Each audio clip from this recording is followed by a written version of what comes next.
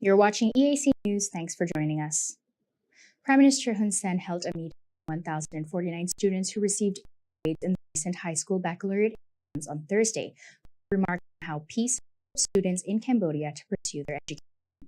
He also noted a smaller number of male students who received A grades compared to female students. EAC News reporter Anthony Ellis has more. While meeting with A-level students at the OCIC in Choi Chava on Thursday, the Prime Minister remarked that no success can be achieved with peace.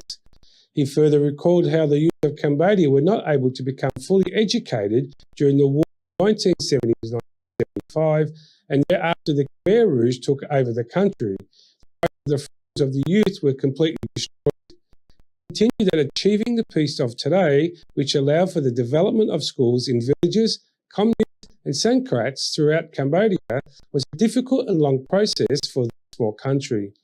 During his speech, the Prime Minister also thanked the Ministry of Education to study why there are fewer male students receiving their high school diplomas than female students. He said it was a matter of concern and there is only a small number of male students receiving their high school diplomas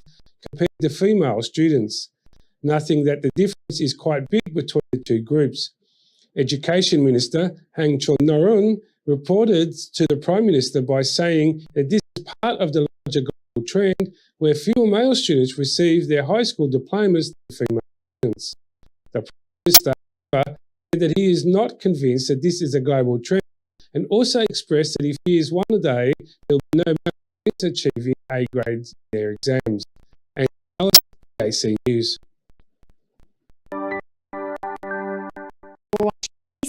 Thanks for joining us. Prime Minister Hun Sen has encouraged students who failed the exam in 2022 to continue their study and try to get good results in the exam next year. He also remarked that he wishes to see the establishment of a vocational training program on Khmer traditional cultural arts and crafts. EAC News reporter Anthony has the details. Speaking at a meeting with A-level students from 2021 to 2022 academic year on Thursday morning, Prime Minister Hun Sen reassured students who failed the recent high school exam this year that they have many options for further study, such as studying and receiving an associate degree or technical degree.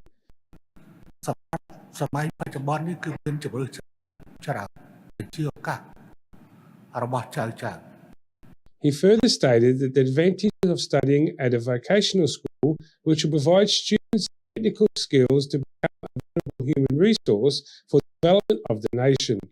On the subject of technical vocational training, Prime Minister Hun Sen said that he decided at the request of the Ministry of Culture, Pung Sakana, to require minimum to 2 to 4% of the 1.5 million vocational training students in Cambodia to be enrolled in training for the practice of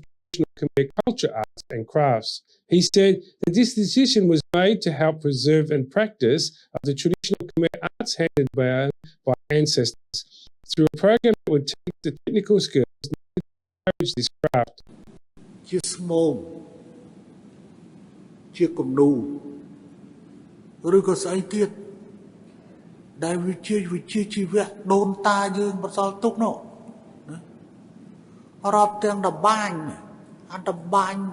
Hold the mind for boom, say, you got to cap over down. This vocational training will be provided for free, is planned by the implementation of the next mandate, and will include a monthly stipend for students provided by the rural government. Anthony Ellis, EAC News. You're watching EAC News. Thanks for joining us. Kung Kwam has announced that he has decided to end his role and activities as the Supreme Advisor of the Candlelight Party. EAC News reporter Anthony Ellis has more details. The news of Kung Kwam's resignation was announced in a letter written by himself and his wife, addressed to the Prime Minister of Cambodia and the President of the Cambodian People's Party, Hun Sen, on the 31st of January 2023. In a letter he wrote, I, Kung Kwam, has decided to end my role, activities in the Supreme Advisor and the Candlelight Party from now onwards. Kung Kwam and his wife thanked the Prime Minister for not continuing the court complaint made against him regarding the return of land of Ministry of Foreign Affairs. He also thanked the Prime Minister for having his son, Kong Bora, become a member of the Cambodian People's Party and an Under Secretary of State for the Ministry of Interior, as well as providing him with a car. Concom also acknowledged the mistake he made regarding the use of the state land and apologised to the Prime Minister and other leaders of the Cambodian People's Party for his past actions, which he has said affected the honour and dignity of the Cambodian People's Party leaders and affected the peace of society. Anthony Ellis, EAC News. You're watching EAC News. Thanks for joining us. The former head of state of the Democratic Kampuchea, Khieu Samphan, has been transferred from the former Khmer Rouge Tribunal building in Cham Chau Commune, Bosenche District, Phnom Penh, to the Kandal Provincial Prison, following the tribunal's official closure. Khmer Rouge Tribunal spokesperson Ned Pektra confirmed to EAC News on Wednesday that Khieu Samphan was transferred to Kandal Provincial Prison to serve his life sentence, in accordance with an agreement made between the Royal Government of Cambodia and the United Nations. The National Convention stipulates that those found guilty before the extraordinary chambers in the courts of Cambodia should continue to serve their sentences in national prisons. He said, "The Kandal Provincial Prison is an appropriate prison for Khieu Samphan to continue to serve his life sentence."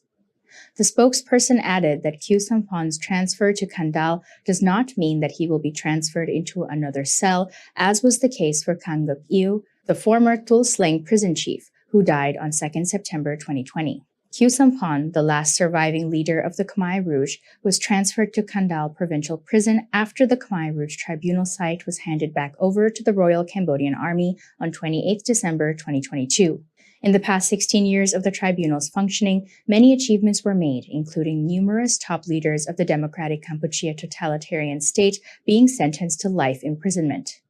Khieu Samphan was arrested on 19 November 2007 and detained under the jurisdiction of the co-investigating judges on charges of involvement in crimes committed during the Khmer Rouge regime. In August 2014, the trial chamber convicted Khieu Samphan and Nguyen Chia of crimes against humanity for persecution, murder, and other inhumane acts committed during the forced evacuation of civilians from Phnom Penh and other towns. In November 2018, the trial chamber convicted Nguyen Chia and Khieu Samphan of genocide, crimes against humanity, and grave breaches of the Geneva Convention for acts such as persecution, enslavement, detention, forced marriage, rape, torture, murder, massacre, and forced disappearances. Both defendants were sentenced to life in prison in the second trial. In August 2019, Nguyen Chia passed away, leading to the termination of his proceedings. But on 22 September 2022, the extraordinary chambers in the courts of Cambodia upheld Khieu Samphan's sentence of life imprisonment.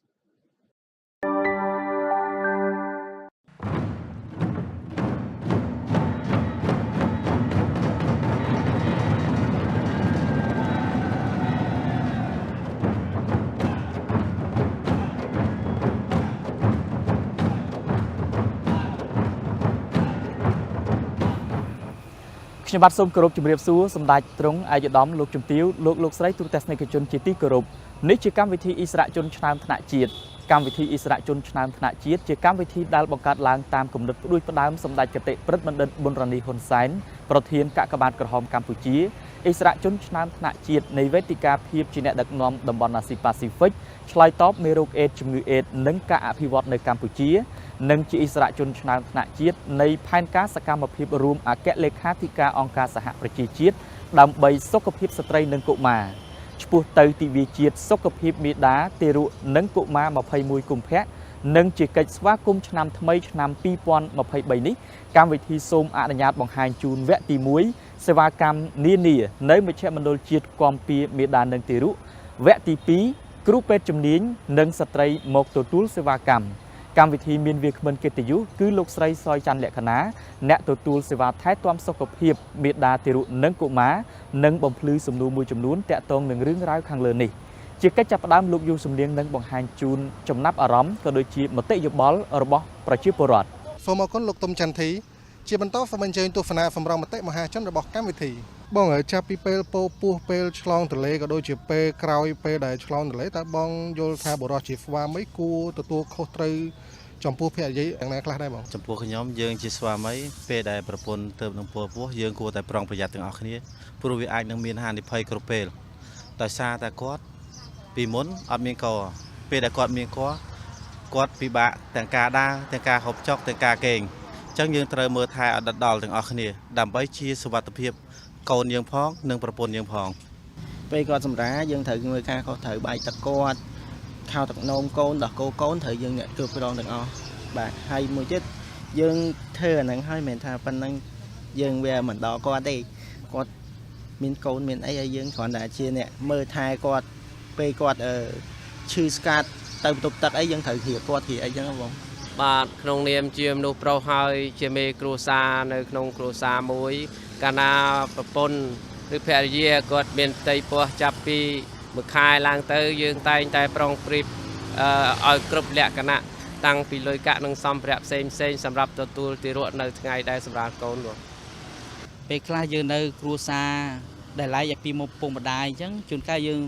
វាមានការទទួលខុសត្រូវចំពោះប្រពន្ធហើយនិងកូនជាបន្តសូមអញ្ជើញតាមដានទស្សនាកិច្ចសន្ទនារវាងលោកស្រីគិតបូរ៉ាហ្វីជាមួយនឹងវាគ្មិនកិត្តិយសនៅក្នុងស្ទូឌីយោចាសសូមអរគុណលោកសំនៀងទូរទស្សនិកជនជាទីមេត្រីស្វាគមន៍មកកាន់វគ្គសន្ទនាជាមួយវាគ្មិនកិត្តិយសដែលកម្មវិធីរបស់យើងនៅក្នុងថ្ងៃនេះនឹងទទួលជួបសន្ទនាជាមួយវាគ្មិនមួយរូបគឺលោកស្រីសយច័ន្ទលក្ខិណាអ្នកទទួលសេវាសុខភាពពីមូលដ្ឋានសុខាភិបាលចាសសូមជម្រាបសួរលោកស្រីចាសូមជម្រាបសួរលោកចាលោកស្រីសុខទុក្ខយ៉ាងណាដែរចាខ្ញុំសុខសប្បាយទេចុះចំពោះលោកស្រីវិញចាសុខទុក្ខធម្មតាដូចគ្នាអរគុណច្រើនចាលោកស្រីតើយល់ឃើញយ៉ាងណាដែរចំពោះការបង្ហាញជូននៅសម្រងមតិមហាជនអំបញ្ញមិញនេះសូមអញ្ជើញចាតាមរយៈមើលមិញនេះឃើញថាបរោះជាប្តីគឺគាត់មានទំនួលខុសត្រូវច្រើនត្បិតតែគាត់មិនមែនអ្នកពពោះក៏ប៉ុន្តែក៏បានចូលរួមចំណែកនៅក្នុងការថែរក្សាព្រោះអីស្ត្រីមានផ្ទៃពោះដូចគាត់មានប្រសាសន៍មិញអញ្ចឹងគឺគាត់ពិបាកមានកូននៅក្នុងផ្ទៃមិនស្រួលទេអញ្ចឹងមានន័យថាការលើកឡើងរបស់គាត់នេះគឺល្អមែនតើចាខ្ញុំគាំទ្រចាអរគុណច្រើនណាស់លោកស្រីចាដូច្នេះជាបន្តនាងខ្ញុំសូមគោរពអញ្ជើញលោកស្រីនិងទូរទស្សនិកជនតាមដានទស្សនារឿងរ៉ាវនៅក្នុងវគ្គទី1របស់យើងតែម្ដងសូមអញ្ជើញចា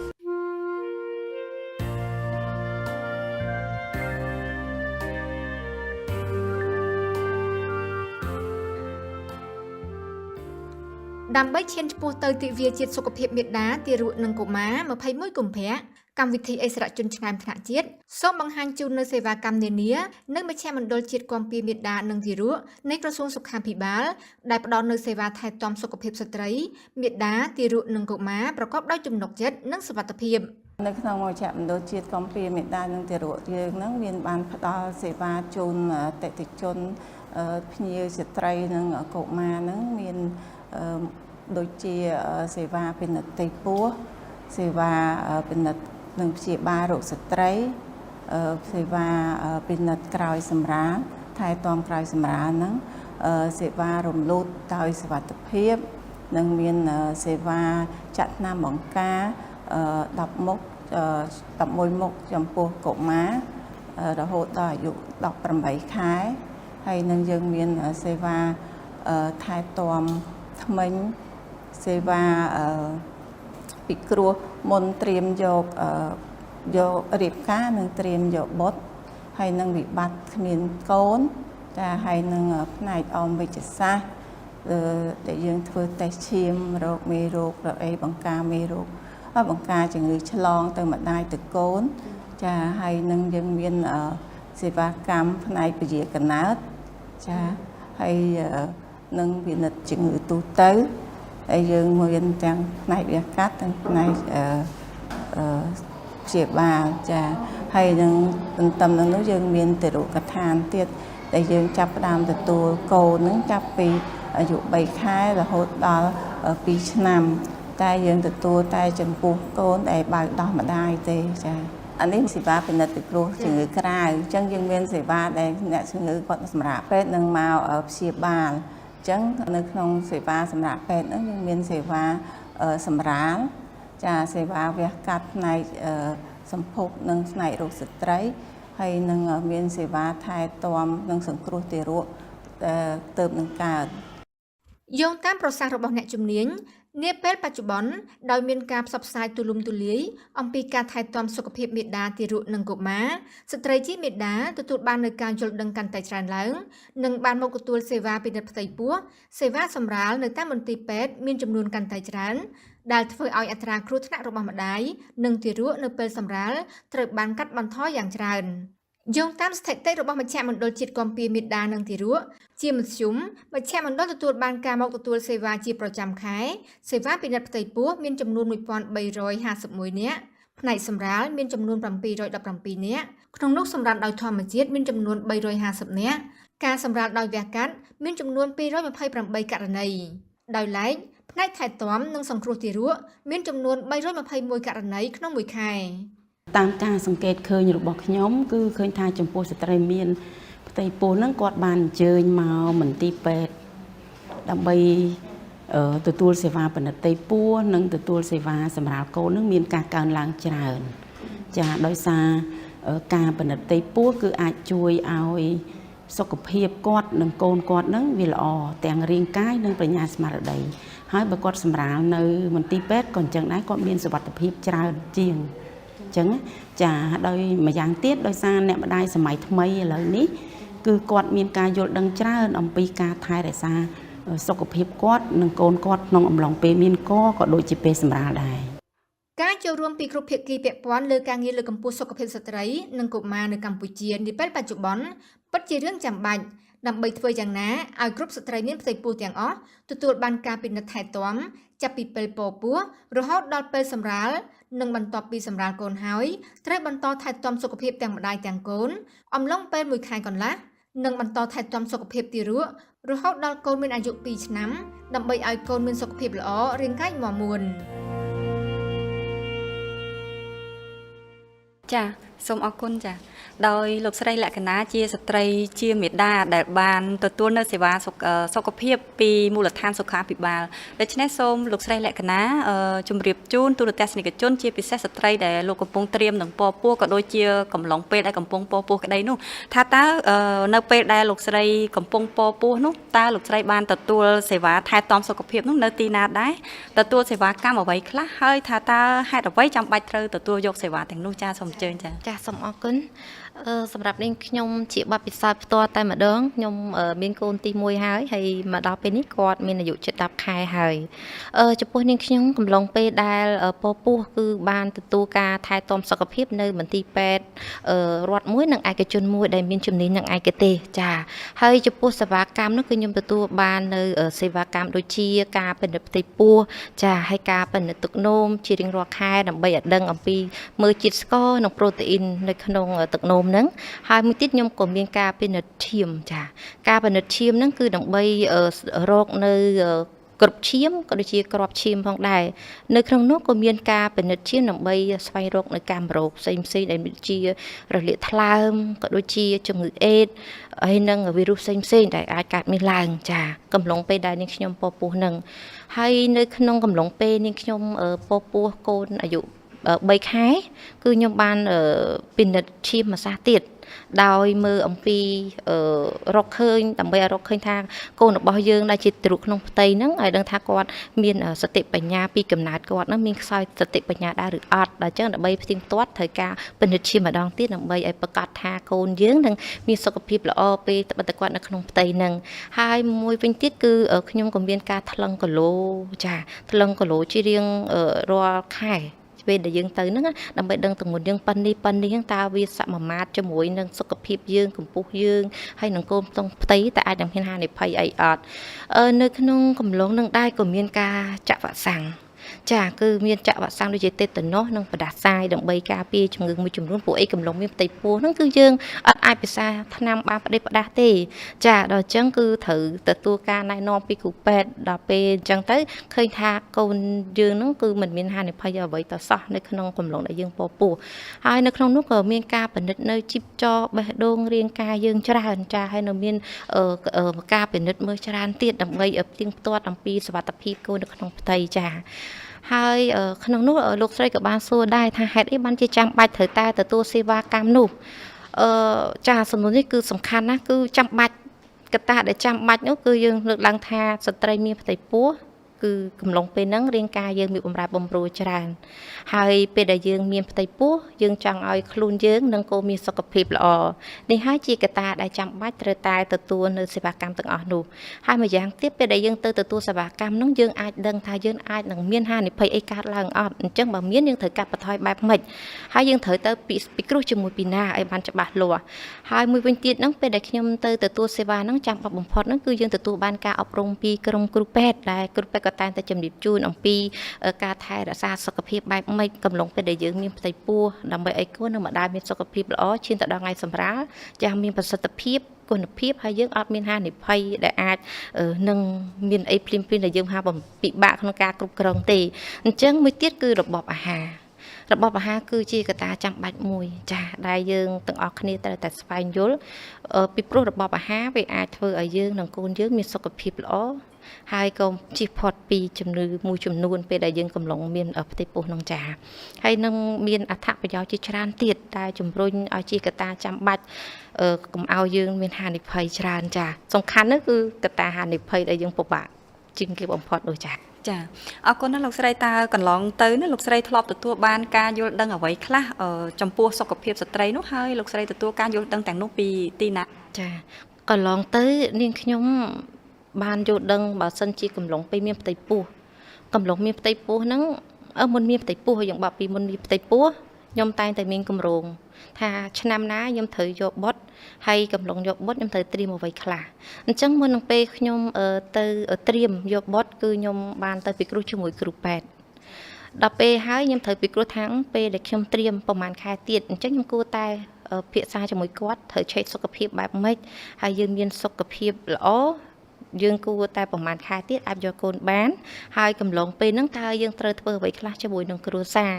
ចាអញ្ចឹងគឺខ្ញុំក្រោយពេលដែលបណ្ឌិតសុខភាពហើយគេមានផ្ដល់ថ្នាំឲ្យយើងដើម្បីញ៉ាំដើម្បីថាពេលដែលយើងមានកូនមកអាចកូនឆ្លាតកូនស្អាតគួរឲ្យស្រឡាញ់តាមតែចិត្តពុកម្ដាយយើងចង់បានណាចាហើយដល់ទៅពេលខ្ញុំមានផ្ទៃពោះទៀតខ្ញុំបានទទួលការយល់ដឹងច្រើនពេលដែលខ្ញុំទៅដល់ទៅកម្មវិធីពេទ្យគឺទទួលការអប់រំណែនាំពីគ្រូពេទ្យកំណុំមានផ្ទៃពោះហើយម្យ៉ាងទៀតក៏បានដឹងអំពីបណ្ដាញផ្សព្វផ្សាយមួយចំនួនពីការថែរក្សាគភ៌តែយើងគួរតែទៅពិនិត្យនៅឯមន្ទីរពេទ្យចំនួនប្រមាណដងពេលដែលយើងកំឡុងមានផ្ទៃពោះនឹងចាដោយរដ្ឋាភិបាលក៏ដូចជាក្រសួងសុខាភិបាលក៏បានហើយបានជម្រាបជូនទៅដល់ប្រជាពលរដ្ឋយើងដែរថាយ៉ាងតិចណាស់ក៏4ដងកំឡុងពេលយើងមានផ្ទៃពោះក៏ប៉ុន្តែខ្ញុំទទួលបានលើសនឹងដើម្បីប្រកបវិជ្ជាព្រោះអីថាងដើម្បីកាន់តែមានសុវត្ថិភាពអញ្ចឹងខ្ញុំក៏បានទៅកំឡុងមានផ្ទៃពោះហ្នឹងគឺខ្ញុំបានទៅពិនិត្យសុខភាពជាទៀងទាត់ហើយក៏ទទួលការណែនាំពីគ្រូពេទ្យពីបងប្អូនជុំវិញខ្លួនផងដែរដើម្បីយើងដឹងថាដើម្បីឲ្យសុវត្ថិភាពដល់ពេលហើយចិត្តដល់ថ្ងៃសម្រាលដល់វិជាទៅដល់ថ្ងៃសម្រាលទៀតគឺខ្ញុំត្រូវរត់តែយល់ដឹងបន្ថែមទៀតស្រាវជ្រាវខ្លួនឯងផងអីផងហើយយើងសាកសួរព័ត៌មានមួយចំនួនផងពីគ្រូពេទ្យបើយើងមានចម្ងល់ហើយអ្វីដែលខ្ញុំចង់ចែកជូនប្រជាពលរដ្ឋឲ្យមានការយល់ដឹងនេះគឺយើងត្រូវស្រាវជ្រាវបន្ថែមទៀតចាដើម្បីឲ្យយើងនឹងដឹងថាតើពេលដែលយើងកំឡុងយើងចង់បានកូនយើងពេលពោះហើយនឹងក្រៅសម្រាលតើយើងគួរតែថែរក្សាសុខភាពបែបម៉េចដើម្បីឲ្យកូននិងម្ដាយមានសុខភាពល្អហើយមានសុវត្ថិភាពហើយកូនកើតមករឹងមាំល្អចាហើយចំពោះប្រភពព័ត៌មានដែលខ្ញុំទទួលបានហ្នឹងគឺច្រើនចាកន្លងមកហ្នឹងដោយសារតែខ្ញុំចង់បានកូនតែដោយសារតែមានបញ្ហាសុខភាពអាចចែករំលែកអ្វីជាបទពិសោធន៍ផ្ទាល់ខ្លួនអញ្ចឹងក៏សូមឲ្យបងប្អូនប្រជាពលរដ្ឋមេត្តាក្នុងការស្វាស្វែងយល់ព្រោះបច្ចុប្បន្ននេះមិនថា